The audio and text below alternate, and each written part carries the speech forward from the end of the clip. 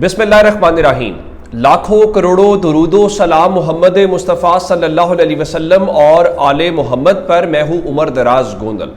جب میں یہ ویڈیو ریکارڈ کر رہا ہوں اور جب آپ یہ ویڈیو دیکھ رہے ہیں تو گھڑی کی سوئی بڑی تیزی کے ساتھ آگے بڑھ رہی ہے۔ اس کی وجہ یہ ہے کہ آپ نے رات 12 بجے سے پہلے چیف جسٹس کا اعلان کرنا ہے کہ کون چیف جسٹس ہے۔ اس سلسلے میں ایک 12 رکنی کمیٹی تشکیل دی گئی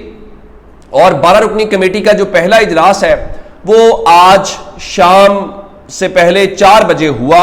اور پاکستان تحریک انصاف جو ہے اس کمیٹی کے اندر نہیں گئی اور پاکستان تحریک انصاف کے لیے 3 نشستیں لگائی گئی تھیں اور ان نشستوں کے باوجود تحریک انصاف نے اس کا بائیکاٹ کیا۔ اب اس بارے میں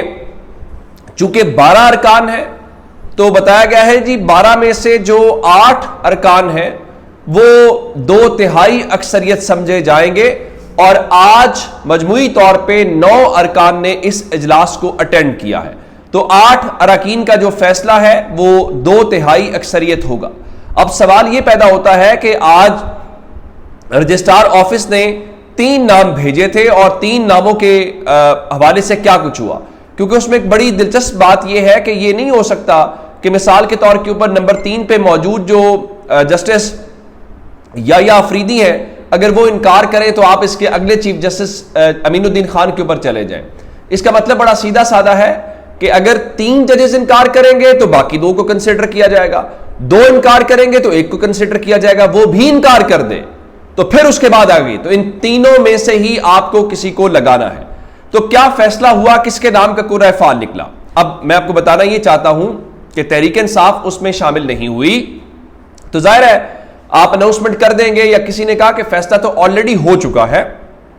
صرف کاغذی کارروائی ہے، لیکن اگر تحریک انصاف اس میں نہیں بیٹھے گی تو جو نیا چیف جسٹس لگے گا وہ بھی نہیں چاہے گا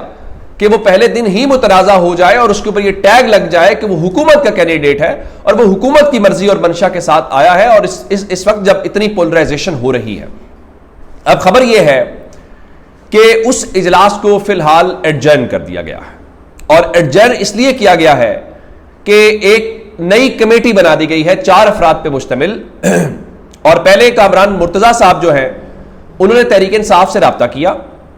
ان سے کہا کہ آپ مہربانی کریں آپ اجلاس میں آ جائیں، تو پاکستان تحریک انصاف جو ہے اس نے اس پارلیمانی کمیٹی کے اندر شرکت کرنے سے انکار کر دیا، جس کے بعد اطلاعات یہ ہے کہ اب ایک 4 رکنی کمیٹی بنائی گئی ہے اور وہ 4 رکنی کمیٹی جو ہے وہ پاکستان تحریک انصاف سے رابطہ کرے گی، ان کو منائے گی اور منانے کے حوالے سے اس کے بعد ایک بار پھر آج اجلاس کیا جائے گا۔ اس میں اعظم نذیر تارڑ یہ کہہ رہے تھے کہ آج ہی نام کے اوپر اتفاق ہو جائے گا، لیکن کامران مرتضیٰ صاحب جو تھے انہوں نے اس بارے میں کہا کہ اللہ جانتا ہے کہ آج اس پہ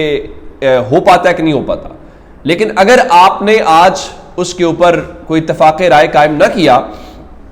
تو یہ بھی ایک لحاظ سے خلاف ورزی ہوگی، لیکن پاکستان میں پھر کہا جائے گا کہ اگر کوئی چیز آئین کے مقرر کردہ وقت میں نہ ہو اور وہ بعد میں ہو جائے تو اس کو غیر آئینی تصور نہیں کیا جائے گا۔ بالکل ویسے ہی جیسے ہم نے الیکشنز کا معاملہ دیکھا اور کہا گیا کہ وہ اپنے ٹائم پہ نہیں ہو پائی، اب یہ جو آئینی ترمیم ہے وہ ہو تو رہی ہے، ہو بھی گئی، لیکن اب اس پہ جو کچھ سامنے آ رہا ہے میں اس کی خبر دینا چاہتا ہوں۔ قومی اسمبلی کے اجلاس کے اندر عمر ایوب نے فلور آف دی ہاؤس کے اوپر جو بات کی ہے میں آپ کے سامنے رکھنا چاہتا ہوں، پھر میں قائصہ والی بات کی طرف لے کے جانا چاہتا ہوں۔ انہوں نے یہ کہا کہ 26ویں آئینی ترمیم کے موقع کے اوپر خفیہ ایجنسیوں کے لوگ پارلیمنٹ کی سیکیورٹی کی وردیوں میں موجود تھے، یعنی ان کا یہ جو آپ کو پارلیمنٹ کی وردیوں میں لوگ نظر آ رہے تھے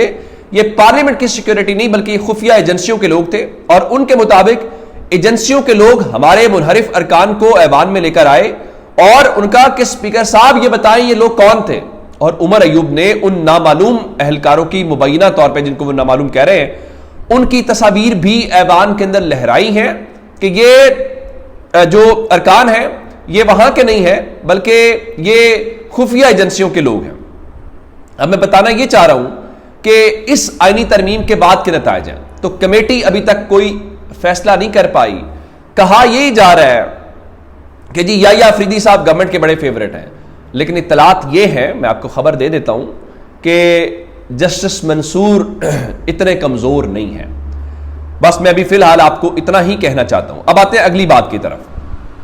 اگلی بات یہ ہے کہ قاضی فائز عیسیٰ آج سے تیسرے دن انشاءاللہ رخصت ہو جائیں گے، اور قاضی صاحب کے جو ہم خیال ہیں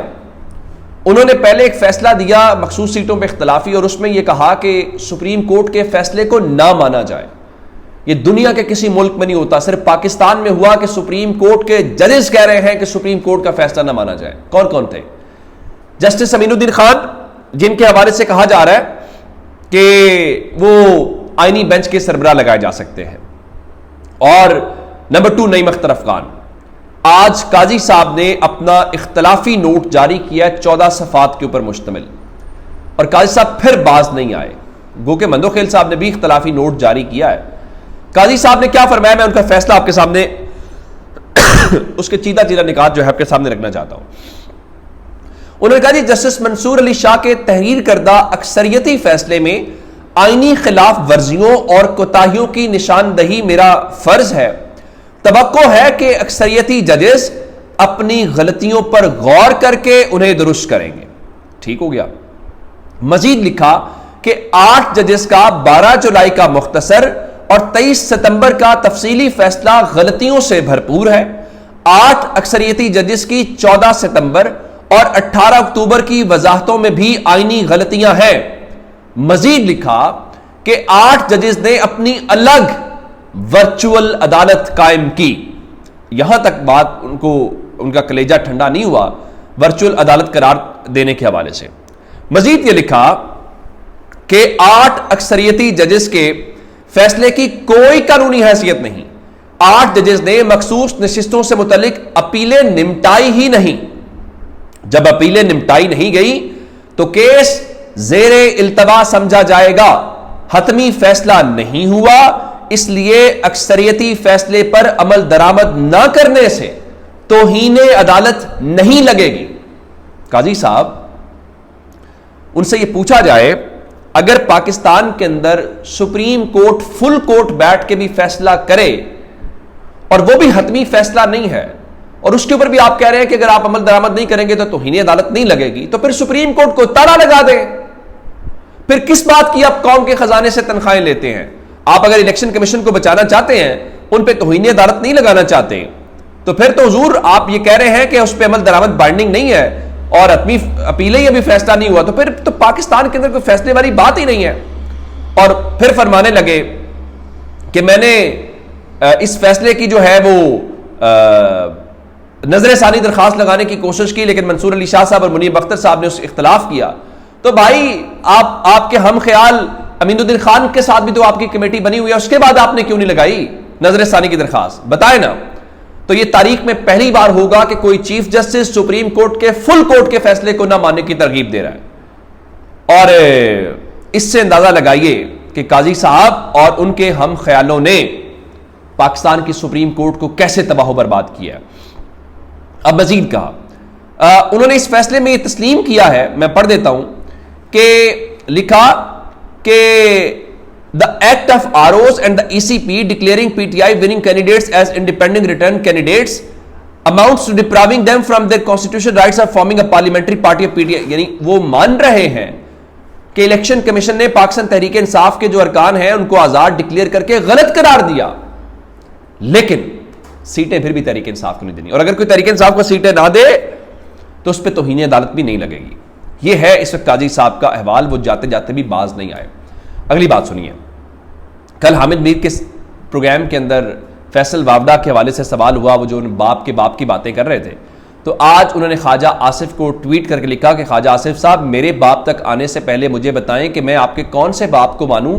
جو وقت پڑنے پر ہر بار بدل لیا جاتا ہے۔ نہ تو میں کامنٹ کرنے سے گریز کروں گا، نہ ہی معافی چاہتا ہوں، آپ ہی کے زبان میں آپ کو جواب دیا ہے۔ باقی باتیں تو ٹھیک ہے، ایک دوسرے کے باپ کے اوپر یہ وزیر کیوں لڑنا شروع ہو گئے ہیں؟ کیونکہ خواجہ آصف کا سٹیٹس وزیر کا ہے، فیصل وابڈا کا وزیر کا نہیں ہے، لیکن عملی طور پہ وہ وزیر سے زیادہ کا بھی سٹیٹس رکھتے ہیں۔ تو جب تک کہ اپڈیٹس سے اپنا بہت سارا خیال رکھیے گا۔ خدا حافظ۔